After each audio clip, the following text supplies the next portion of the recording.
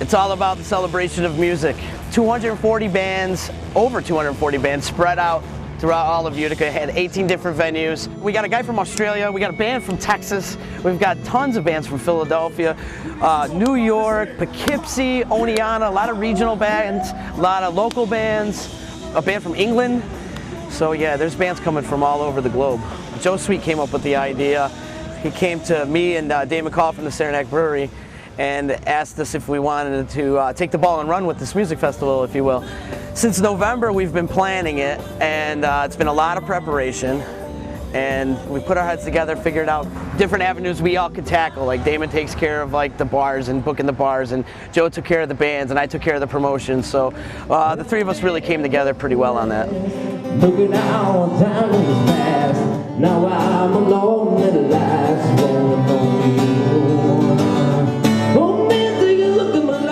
We got involved with it because this is probably one of the greatest things that the city of Utica's put together, especially from a live music standpoint. It's great to see a lot of bands, not only from this area, but from all over the country come in. It really puts Utica in the spotlight, and it brings live music back to the forefront. Why? Celebrate music, you know? We want to show people here in Utica that there's a great music scene in this town, and there is. With this weekend, certainly is no exception, with Rusted Root at the brewery, and Lifehouse tonight at the Stanley, and Lupe Fiasco at the Stanley, and then 243 bands. Music's your best friend, and you gotta hang out with your best friend, right? Great weekend for Utica, especially with the weather's cooperating. We've got over 200 plus bands. This is the first venue of its kind down here. I think it gives the people of Utica and the surrounding areas something to really come and celebrate this weekend. It's really just a festive area. Everybody's in a good mood. It couldn't be better.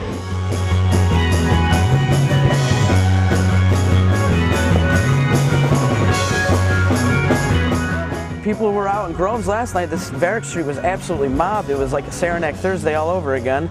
And up in the downtown area, it was doing pretty well too, with 257 and over by the Devereaux and Space 26.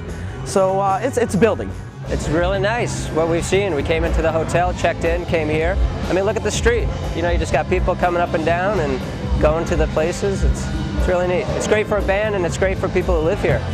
Well, the band before us was a punk, kind of melodic punk band. We got a rap band here, rock and roll. Some guys came up to us saying they're playing down the street. Similar to us, but a little more funky and jazzy. So, seems like you can get everything.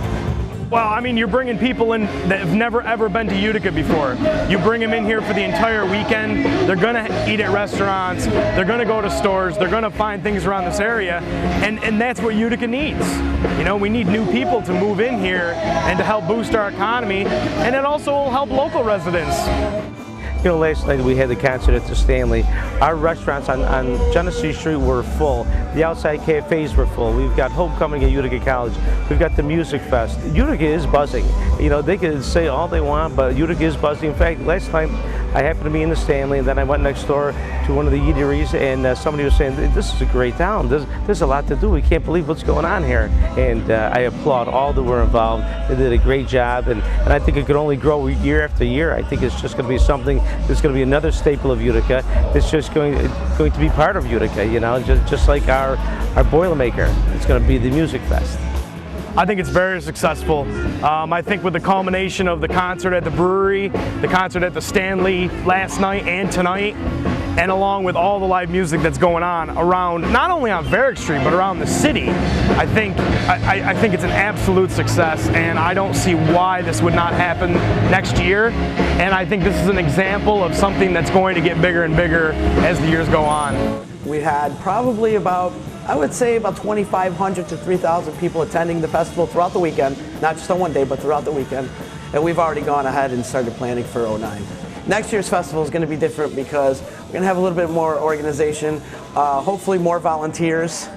We've got a few more ideas in store, which I can't reveal right yet. something that we'll be announcing sometime in probably early spring of 2009. I had a lot of bands come up to me and thank me for bringing them in. The bands really loved coming to Utica. It was absolutely beautiful, and a lot of the bands are bragging about the food and how great the food is and how nice the people are and how courteous everybody was. It was a great event for everybody to come together and network, and that's what the music festival is all about. It's about networking. It's about coming together. We're all in this together as a music scene. So next year's Utica Music Fest is going to be held during September 10th, 11th, and 12th during Utica College's homecoming.